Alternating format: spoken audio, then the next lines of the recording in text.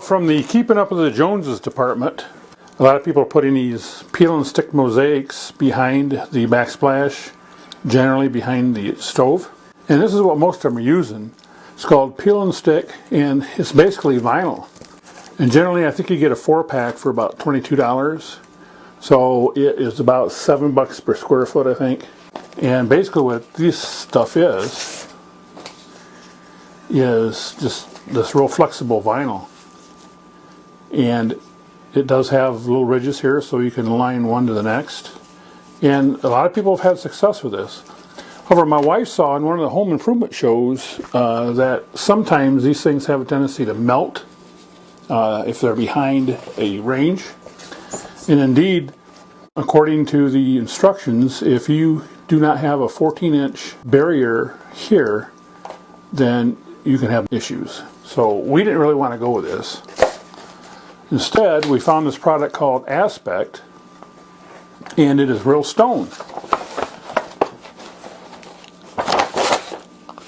And this is a little bit more expensive. It's about, I've seen it $20, $25 a square foot, but we bought this for about $15 a square foot.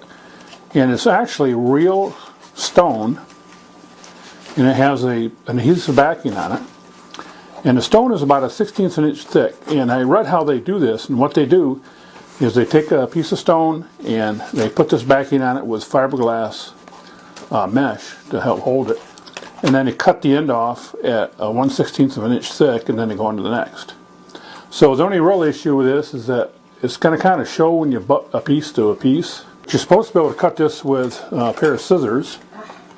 But we'll try that when we install it. But this is real stone, so it shouldn't have any issues with melting. The only disadvantage otherwise I can see is a lot of times people put this around their vanity that kind of goes like this, and you couldn't bend this. But this does appear, to begin with anyway, to be a little bit more durable. Now the instructions say that you're supposed to prime the wall with a primer. I ain't gonna do that. Heck with that stuff. I'm going to just slap her on there, and if it stays on, it stays on. If it falls off, it falls off. We've already degreased the back wall of the trailer. So, because we had this trailer for a year, we get, a little bit of cooking grease and stuff on it. And the instructions, again, say to butt one piece up to the next one like that. And that don't look very good.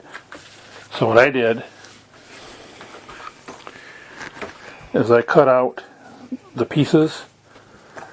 So now when we put them together, see, it looks much better. So it's going to take a little longer to do it that way, but I think the result is better. The width of the strips are all the same, but the individual stones may vary a little bit from one to another. So what I'm saying is, if you try to merge two pieces together, you might find that the individual widths are a little bit off. So you got to match the pieces first before you start cutting into them, because I found that there is some variation. So there we go with the first piece on, and I'm sorry that a little bit of sunshine there, but you can see it. Now the second piece, I got to measure, cut it, and then we can fit it. Well, we're halfway up now, so we'll just keep going.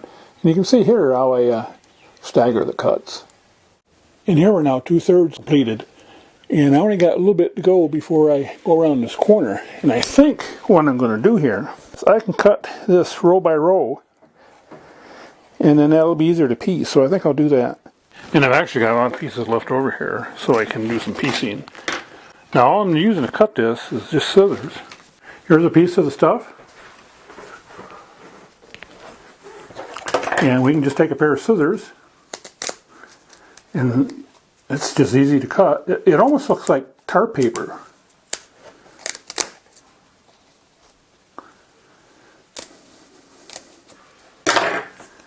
See, and cut a little notch in there like that.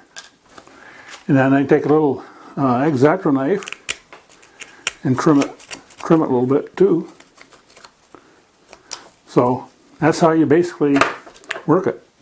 And here we go, we're done with the project. I think it looks really nice. No risk of it melting either. And then we'll just turn one of the lights on here for a little contrast. There we go. Looks pretty nice, I think. Yeah, it was about $100.